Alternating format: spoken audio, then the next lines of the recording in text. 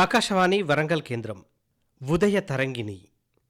ఈనాటి ఉదయ తరంగిణి కార్యక్రమంలో ఆరోగ్యామృతం శీర్షికన నిద్రలో శ్వాస ఆగిపోవడం, లక్షణాలు, నివారణ చర్యలు అనే అంశంపై ప్రముఖ శ్వాసకోశ వ్యాధుల వైద్య నిపుణురాలు డాక్టర్ శృతిరెడ్డి గారితో పరిచయ కార్యక్రమం వింటారు. శ్రోతలకు నమస్కారం. ఈనాటి ఆరోగ్యామృతం కార్యక్రమానికి స్వాగతం. ఈ మధ్యకాలంలో ఎక్కువగా నిద్రలో శ్వాస ఆగిపోవడం అనే సమస్యను చాలామందిలో గమనిస్తున్నాం.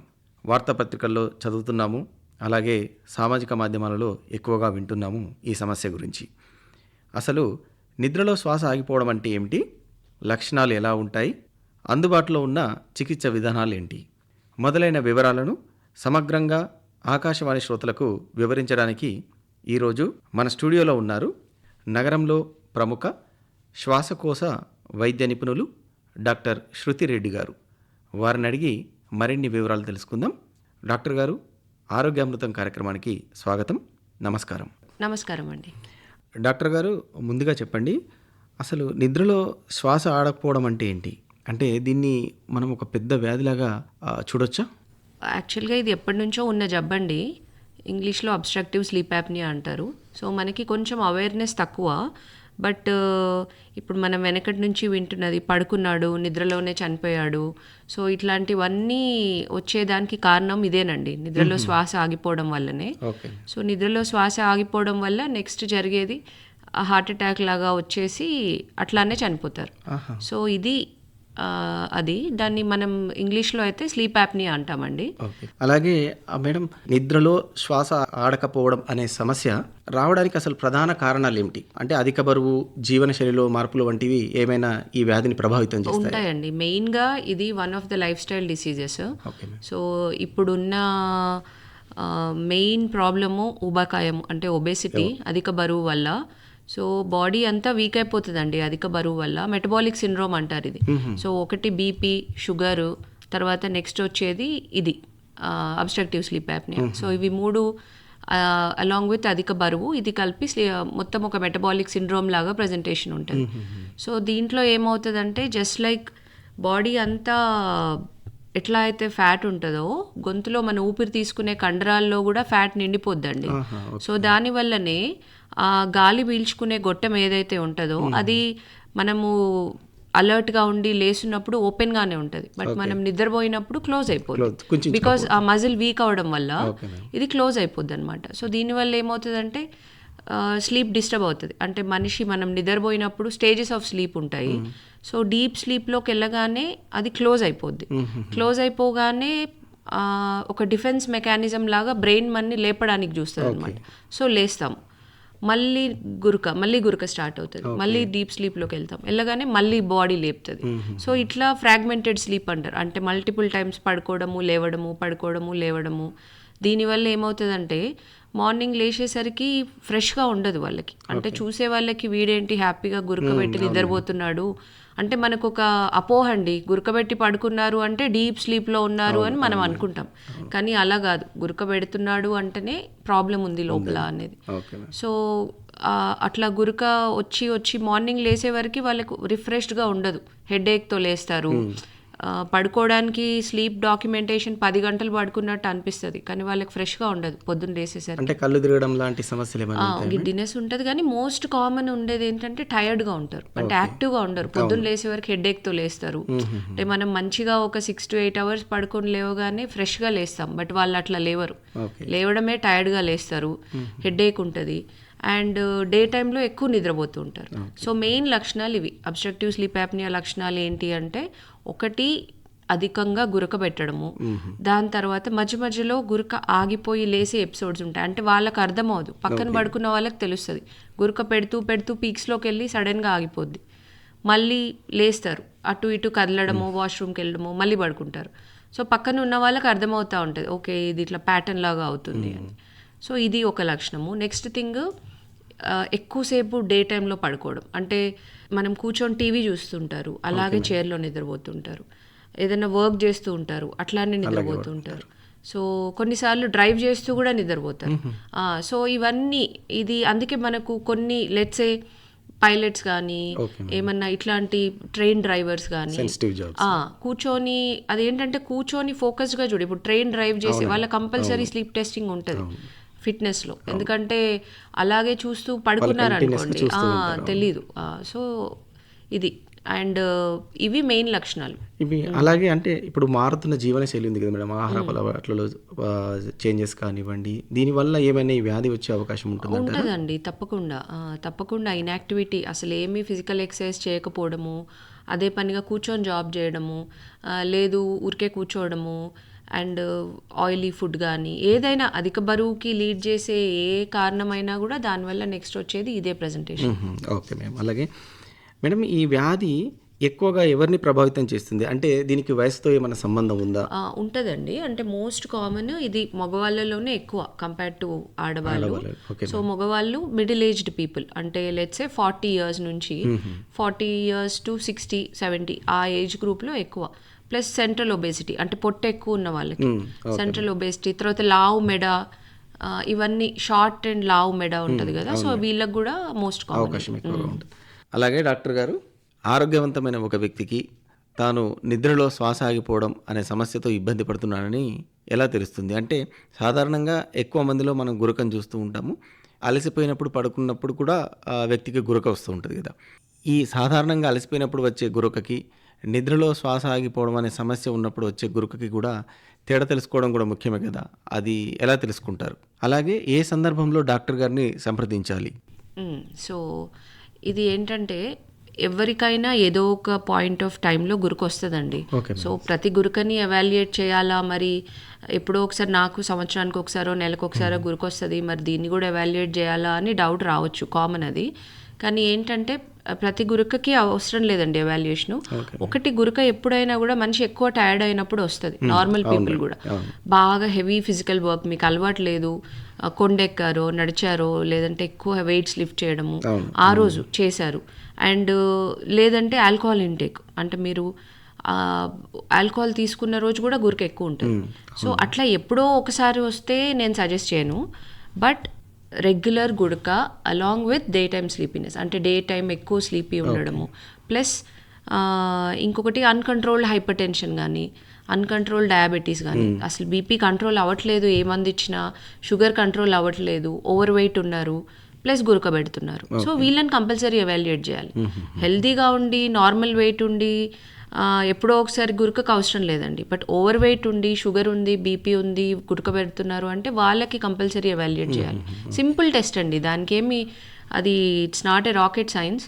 ఇప్పుడు మనం ఎట్లాగైతే ఈసీజీ తీసినప్పుడు ఎలక్ట్రోడ్స్ అన్ని లీడ్స్ పెట్టి మనం చెక్ చేస్తామో, సో ఇది సేమ్ అలాగే. బట్ ఇందులో లెవెల్స్ ఆఫ్ స్టడీస్ ఉంటాయన్నమాట, లెవెల్ 1, 2, 3 అని. So most commonly at home చేసే స్టడీస్ లెవెల్ 3 స్టడీస్. దాంట్లో ఏంటంటే జస్ట్ అబ్స్ట్రక్టివ్ స్లీప్ యాప్నియా ఉందా లేదా అనేది తెలుస్తుంది, అండ్ ఆక్సిజన్ లెవెల్స్ ఎంత ఉన్నాయి నిద్రలో అనేది తెలుస్తుంది. లెవెల్ 3 అది. So next is level 2, level 2 కొంచెం అడ్వాన్స్డ్, ఇంకొన్ని పారామీటర్స్ యాడ్ చేస్తారు. అండ్ నేను హాస్పిటల్లో చేసి లెవెల్ 1 స్టడీ అండి. సో లెవెల్ 1 స్టడీలో ఏంటంటే మనం ఈఈజీ కూడా చేస్తాం అనమాట, అంటే బ్రెయిన్ వేవ్స్ కూడా రీడ్ చేస్తాం. సో దానివల్ల మనకి ఏ స్టేజ్ ఆఫ్ స్లీప్లో గురక ఎక్కువ వస్తుంది, అంటే ఆర్ఈఎం ఎన్ఆర్ఈఎం 2 స్టేజెస్ ఉంటాయి నిద్రలో. సో ఏ స్టేజ్ ఆఫ్ స్లీప్లో ఎక్కువ వస్తుంది అండ్ దాన్ని కోరిలేట్ చేస్తాం హార్ట్తో. నెక్స్ట్ లిమ్ మూమెంట్స్, కాళ్ళు చేతులు ఎట్లా కదిలిస్తున్నారు, abdominal movements, thoracic movements, and గురక సివియారిటీ, అంటే హౌ సివియర్ ఈజ్ ఇట్. మనకి ఊరికే ఎక్కువ వస్తుంది అనేది మనకు అర్థమవుతుంది, but how severe is it అనేది తెలుస్తుంది. అండ్ నెక్స్ట్ థింగ్ ఏంటి అంటే ఆక్సిజన్ సాచురేషన్. సో ఇప్పుడు లేస్తున్నప్పుడు లెట్స్ ఏ కామన్ వాల్యూ 98, 99, 100 ఎవరికైనా వస్తుంది. బట్ నిద్రలో వన్స్ వీఆర్ అస్లీప్ కూడా సేమ్ వాల్యూస్ ఉంటున్నాయా లేదా? So most of the people obstructive sleep apnoea ఉన్న వాళ్ళకి నిద్రలో ఆక్సిజన్ వాల్యూస్ తక్కువ వస్తాయండి. యాజ్ లో యాజ్ 40, 50 కూడా ఉంటాయి. అంటే లేసున్నప్పుడు 90, 95 ఉన్న వాళ్ళకి నిద్రలో 40, 50 రావడం కూడా కామనే, అదేమి సర్ప్రైజింగ్ థింగ్ కాదు. ఇప్పుడు అలాగే మేడం, ఒక వ్యక్తికి మీరు ఈ నిద్రలో శ్వాస ఆగిపోవడం అనే సమస్య ఉన్నదని గుర్తించారనుకోండి, ట్రీట్మెంట్ ఎలా ఉంటుంది వారికి? అంటే ట్రీట్మెంట్లో ఏమైనా స్టేజెస్ ఉంటాయా, లేదంటే ఏదైనా మెషిన్ సజెస్ట్ చేస్తారా, ఎలా ఉంటుంది మీరు చెప్పి? సో దీన్ని మనం first thing is doing a sleep study over night. So patient హాస్పిటల్కి రాత్రి రావాలి, అంటే డిన్నర్ చేశాక రమ్మంటాం. యూజువల్గా అర్లీ డిన్నర్ 7, 7:30 కల్లా తినేసి రమ్మంటాము. సో ఆ లీడ్స్ ఎలక్ట్రోడ్స్ అన్నీ కనెక్ట్ చేయడానికి 45 minutes to 1 hour పడుతుంది. సో అంత టైము మనకి అన్నీ పెడతాం, అంటే ఈజీ లీడ్స్ కానీ, ఈసీజీ, ఈ కళ్ళ చుట్టూ ఈఓజీ అంటారు దాన్ని, అండ్ చిన్ లీడ్స్, తర్వాత థొరాసిక్ లీడ్స్, అబ్డోమెన్ లీడ్స్, చేతులకి కాళ్ళకి, ఇన్ని లీడ్స్ కనెక్షన్కి అప్రాక్సిమేట్లీ 1 hour టైం పడుతుంది. సో అవి పెట్టాక మనం స్టడీ స్టార్ట్ చేస్తాం. అంటే ఇది ఎప్పుడు జరుగుతుంది అంటే వాళ్ళ స్లీప్ టైం అడుగుతాం పేషెంట్. లెట్సే వాళ్ళు యూజువల్గా 8కే పడుకుంటున్నారు అనుకోండి, 6కే రమ్మంటాం. లేదు 10కి పడుకుంటున్నారు అనుకోండి, 8కి రమ్మంటాం. సో దట్ మనకి ఆ ప్రిపరేషన్ టైం అదంతా అవుతుంది. తర్వాత పడుకోబెట్టి లైట్స్ ఆఫ్ చేసిన తర్వాత కెమెరా రికార్డ్ చేస్తూ ఉంటుంది మనం ఎంతసేపటికి పడుకున్నారు, అంటే నిద్ర ఎప్పుడు వచ్చింది, ఆన్సెట్ ఆఫ్ స్లీప్, తర్వాత పడుకున్న తర్వాత what is the total sleep duration, ఎంతసేపు పడుకున్నారు, దాంట్లో స్లీప్ ఎఫిషియన్సీ అంటే మధ్య మధ్యలో లేవడము అవన్నీ కూడా రికార్డ్ అవుతాయి. అండ్ నెక్స్ట్ థింగ్ రికార్డ్ అయ్యేది ఏంటి అంటే ఇవన్నీ ఏ స్టేజ్ ఆఫ్ స్లీప్లో ఎంతసేపు ఉన్నారు, ఆర్ఈఎమ్స్లో ఎంతసేపు ఉన్నారు, ఎన్ఆర్ఈఎం 1, 2, 3 ఈ స్టేజెస్లో ఎంతసేపు ఉన్నారు, ఈ ఉన్నప్పుడు దీనికి కరెస్పాండింగ్గా ఉన్న ఈసీజీ చేంజెస్ ఏంటి, ఈఈజీ చేంజెస్ ఏంటి, అండ్ లిమ్ మూమెంట్స్ అంటారు. సో కాళ్ళు ఎక్కువ కొంతమందికి నిద్రలో ఎక్కువ కాళ్ళు కదిలిస్తూ ఉంటారు, సో అది కూడా రికార్డ్ అవుతుంది అనమాట. సో ఇవన్నీ రికార్డ్ చేస్తాం. రికార్డ్ చేసిన తర్వాత we come up with something called AHI, apnoea hypopnoea index. ఇది మెడికల్ టర్మినాలజీ. అదేంటి అంటే less-5 అనేది నార్మల్ వాల్యూ అండి. సో ఎవరికైనా నార్మల్ పీపుల్కి less-5 ఉండాలి. Above 5 is called sleep apnoea. So దాని సివియారిటీ ఉంటుందండి, నంబరింగ్ బట్టి మేము మైల్డ్, మోడరేట్, సివియర్ కింద గ్రేడ్ చేస్తాం. సో మైల్డ్ స్లీప్ యాప్నియా ఉంది ఆయనకు, అప్పుడు మనం లైఫ్ స్టైల్ చేంజెస్ చెప్తాం, ఏమీ మెడికల్ ట్రీట్మెంట్ ఏమీ ఉండదు. So mild sleep apnoea let's 10 లోపల ఉంది నంబరు, వాళ్ళకి ఏమని చెప్తాము అంటే మీరు ఫస్ట్ థింగ్ మీ టోటల్ లైఫ్ స్టైల్ రీసెట్ చేసుకోవాలి. అంటే టైంకి తినడము, పడుకోవడము, డిన్నర్ ఎర్లీగా ఫినిష్ చేయడము, మైల్డ్ ఫిజికల్ యాక్టివిటీ, తర్వాత ఆయిలీ ఫుడ్ కట్ చేయడము, సాలెడ్స్ కానీ ఫ్రూట్స్ అండ్ వెజిటబుల్స్ ఇంక్రీజ్ చేయడం ఫుడ్లో, అండ్ ప్రోటీన్ పెంచడం. సో వీటి వల్ల ఏంటంటే కొంచెం వెయిట్ రీసెట్ అవుతుంది. అండ్ పడుకునే ముందు వాక్ చేయమని చెప్తాం. అండ్ ఇవన్నీ చెప్పి వాళ్ళకి ఇది ట్రీట్మెంట్, ఇంకా మెడికల్ మేనేజ్మెంట్ ఏమి ఉండదు, జస్ట్ లైఫ్ స్టైల్ చేంజెస్. లేదు ఆ patient falls under moderate or severe. So మోడరేట్లో పడ్డారు అంటే వాళ్ళకి ఏం చెప్తామంటే సేమ్ ఎవరికైనా లైఫ్ స్టైల్ చేంజెస్ ఏ స్టేజ్కైనా కూడా కామన్. బట్ మోడరేట్ వాళ్ళకి అలాంగ్ విత్ వాళ్ళ కొమార్బిడిటీస్ ఎక్కువ ఉన్నాయనుకోండి, సిపాప్ అనేది మెషిన్ ఉంటుందండి, కంటిన్యూస్ పాజిటివ్ ఎయిర్వే ప్రెషర్, అది స్టార్ట్ చేస్తాం. సో అదేం చేస్తుందంటే మీ ఎయిర్వే కొలాప్స్ అవ్వకుండా ప్రెషర్తో గాలి పంపిస్తుంది. ఇప్పుడు జస్ట్ లైక్ ఒక బలూన్లో మనం ఎట్లయితే గాలి ఊదితే క్లోజ్ అవ్వకుండా ఓపెన్ ఉంటుందో, సో ఆ సిపాప్ ఆ పనే చేస్తుంది, ఈ లోపల ఉన్న ఎయిర్వేని క్లోజ్ అవ్వనివ్వదు, ఓపెన్ చేసి ఉంచుతుంది. సో అదేంటంటే అదేమి మందు కాదు, ఏం కాదు, అది జస్ట్ ఫిజికల్ డివైస్. అది మన ఎయిర్వే ఓపెన్ ఉంచడం వల్ల ఆ మనిషి ఇది క్లోజ్ అవ్వదు, క్లోజ్ అవ్వకపోవడం వల్ల వాళ్ళకి ఈ స్లీప్ యాప్నియా ప్రాబ్లం ఉండదు. సో దీనివల్ల ఏమవుతుందంటే సో టైట్రేషన్ స్టడీ కూడా చేస్తాం. అంటే కొంతమందికి ఇది ఉంది, వాళ్ళకి మరి సిపాప్ హెల్ప్ అవుతుందా లేదా చూడాలంటే సిపాప్ పెట్టి కూడా స్టడీ చేస్తాం. సో మనకి ఇమీడియట్ చేంజ్ ఉంటుంది నంబర్స్లో. సో ఇది ట్రీట్మెంట్. అండ్ కొంతమందికి ఒబేస్ ఉంటారు, బాగా ఒబేస్ ఉండి ఇట్లా ఉంది, సో అట్లాంటి వాళ్ళకి బైపాప్ ఇస్తాం, బై లెవెల్ ఎయిర్వే ప్రెషర్ అంటారు. సో అది కూడా సిపాప్ మెషిన్ లాంటిదే, బట్ దాని సెట్టింగ్స్ డిఫరెంట్ ఉంటాయి. బాగా ఒబేస్ ఉన్న వాళ్ళకి అది హెల్ప్ అవుతుంది. So BiPAP along with tablets కూడా పెడతామండి. అంటే డే టైం బాగా నిద్రపోతున్నారు అనుకోండి, సో అలర్ట్గా ఉంచడానికి ట్యాబ్లెట్స్ మార్నింగ్, ఈవినింగ్ ఇస్తాము. సో ఈ ట్యాబ్లెట్ అలాంగ్ విత్ అది మళ్ళీ మెడికల్ మేనేజ్మెంట్. ఇప్పుడు మామూలుగా ఉబకాయం సమస్య లేదు, కానీ ఈ సమస్య తీవ్రంగా ఉందనుకోండి మేడం, అంటే వాళ్ళకు ఎలా సిపాప్ తోటే వాళ్ళకి సిపాప్ అంతే ట్రీట్మెంట్. అంటే చాలా మంది ఏమనుకుంటారంటే ఏంటి ఇప్పుడు ఇది జీవితాంతం పెట్టుకోవాలా నేను, అసలు ఇలాంటిది చెప్తున్నారు ఏంటి, నాకు ఏదన్నా టాబ్లెట్ ఏదో ఒకటి ఇవ్వచ్చు కదా, ఇది ఎట్లా పెట్టుకొని తిరుగుతాను నేను అని. కానీ మీకున్నదే మెకానికల్ ప్రాబ్లం లోపల, దానికి మనం మెకానికల్ మేనేజ్మెంటే చేయాలి, టాబ్లెట్ ఇస్తే సరిపోదు. అండ్ కొన్నిసార్లు ఏంటంటే డెంటల్ ఇష్యూస్ వల్ల కూడా వస్తుంది, కొన్నిసార్లు ఈఎన్టీ ఇష్యూస్ వల్ల కూడా స్లీప్ యాప్నియా వస్తుంది. సో ఇట్లాంటి వాళ్ళకు సర్జరీస్ కొన్ని హెల్ప్ చేస్తాయండి. అంటే ఈ లోపల ప్యాలెట్ ఉంటుంది కదా, అది కొంచెం అబ్నార్మల్ పొజిషన్ వల్ల అట్లాంటి వాటి వల్ల కూడా స్లీప్ యాప్నియా వచ్చే ఛాన్స్ ఉంది. లెట్సే యంగ్ ఇండివిజువల్ వాళ్ళకు గురికొస్తుంది, ఒబేస్ లేరు, వాళ్ళకి గురికొస్తుందంటే ఆల్టర్నేట్ కాజెస్ చూస్తాం, అంటే ఎందుకు వచ్చింది అసలు ఈయనకి అనేది. రాగానే మనం మెషిన్ పెట్టకుండా అసలు ఏంటి కాజ్ అనేది చూస్తాం. ఎవాల్యుయేట్ చేయడానికి ఏంటి ఎవాల్యుయేషన్ కంపల్సరీ చేపిస్తామండి. ఇప్పుడు మేడం మీరు చెప్పిన దాంట్లో ఏమన్నారంటే మామూలుగా ఫస్ట్ ప్రైమరీ స్టేజ్లో ఉన్న వాళ్ళకి జీవనశైలి మార్చుకుంటే చాలు, వాళ్ళకి పెద్దగా అక్కర్లేదు అంటే ఇందులో ఆ టైంలో నిద్రపోయే జాబ్స్ కొన్ని ఉంటాయి మేడం. అంటే నైట్ అంతా జాబ్ చేసేవాళ్ళు, అది సాఫ్ట్వేర్ ఎంప్లాయీస్ కానివ్వండి, లేదంటే డ్రైవర్స్ కూడా కొన్నిసార్లు డ్రైవింగ్ డ్యూటీ చేసేవాళ్ళు కూడా నైట్ అంతా డ్రైవింగ్ చేయాల్సిన పరిస్థితి ఉంటుంది. అంటే వాళ్ళను ఆ జీవనశైలి మార్చుకోవాలని చెప్తారా? ఖచ్చితంగా తప్పకుండా మార్చుకోవాల్సిందే అండి. ఎందుకంటే నువ్వు హెల్దీగా ఉండి జాబ్ చేస్తున్నావు అంటే మనం ఏమీ కమెంట్ చేయము, బట్ అది నీ లైఫ్ మీద ఇంపాక్ట్ అవుతుంది, డిసీజెస్ వస్తున్నాయి దానివల్ల అంటే కంపల్సరీ ప్రొఫెషన్ మార్చుకోవాల్సిందే అండి, ఇంకా ఆప్షన్ లేదు. ఎందుకంటే అది సేఫ్ కూడా కాదు. స్లీప్ యాప్నియా ఉంది, ఇఫ్ యూఆర్ ఎ డ్రైవర్ అసలే సేఫ్ కాదు, అసలు ఫిట్నెస్ ఇవ్వము, మార్చాల్సిందే.